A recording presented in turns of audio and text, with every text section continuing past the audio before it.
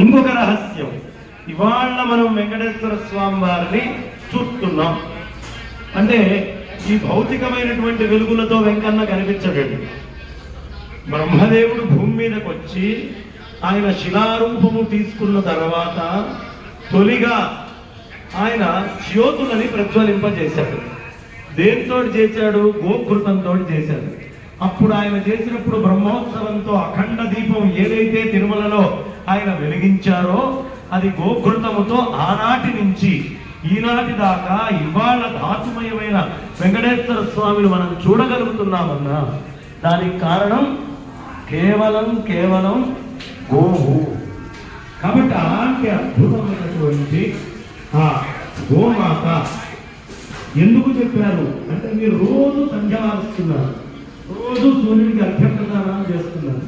ఇవన్నీ దేనికి? సత్యం పరం ధీమహి, ఆ సత్యము అనేటటువంటి శబ్దాన్ని చేరడానికి. అక్కడ జ్ఞానం అనే గంగ వస్తుంది.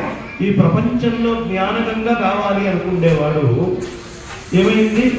వామనుడి యొక్క అవతారం అంతా గాయత్రి మంత్రమే. భూభువా సునా మహాజన తప సత్యం దాగవే జన తప సత్యం. సత్యంలో కొంత ఆయన పాదం వెళ్ళినప్పుడు జరిగిందేమి? బ్రహ్మదేవుడు కాలు జరిగాడు. అదే గంగా కింద మారింది. పూర్తి గంగా కింద మారడానికి కారణం ఏమిటి? ఆ సత్యలోకంలో ఆయన పాదం.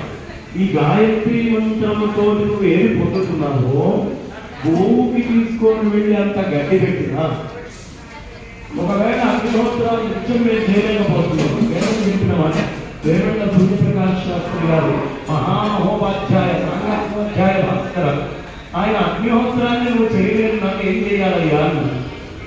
మీ ఇంట్లో ఉన్న ఆవు కాదయ్యా, పక్కన ఉండే వేరే వారి ఆవుని తీసుకొని వెళ్ళి నువ్వు గడ్డి పెట్టి అగ్నిహోత్రం చేసినట్టే నీ ఇంట్లో అగ్నిహోత్రాన్ని కాపాడుతున్నట్టు. అదే నాకండి అంటే దాన్ని ఆయన వ్యాఖ్యానం రాశారు. ఇప్పుడు చండీ యాగం చేస్తున్నాం మనం వైభవంగా. అమ్మవారికి కానీ దేవతలందరికి కానీ ఆజ్యం పురాణాహారం ఆజ్యం యజ్ఞే ప్రతిష్ఠితం. దేవతలకు ఆహారం ఏమిటండి? ఆజ్యం. అది లేకపోతే వాళ్ళకు కూడా నువ్వు లేదు, వాళ్ళు బక్కదిక్కిపోతారు. మనం ఏ ధర్మం అయితే ఈ భూమి మీద ఉండాలని కోరుకుంటున్నామో దేవతాశక్తులు క్షీణిస్తే ఆ ధర్మము ఇక్కడ నిలవదు, విధర్మం అంతా వస్తుంది. అగ్నిహోత్రాలను అర్చించని వాళ్ళు వస్తారు, కేవలం ధర్మము అనేటటువంటిది ధర్మ దూరులైనటువంటి ఆలోచనలతో వస్తారు. ధర్మాన్ని కాపాడాలి అంటే మీ ఒంట్లో మూలాధార చక్రం నుంచి సహస్రారం దాకా ఎన్ని చక్రాలున్నా అవన్నీ కూడా యజ్ఞయాగాదుల వల్ల మాత్రమే ఉత్తేజితమవుతాయి. ఏ చక్రమునియో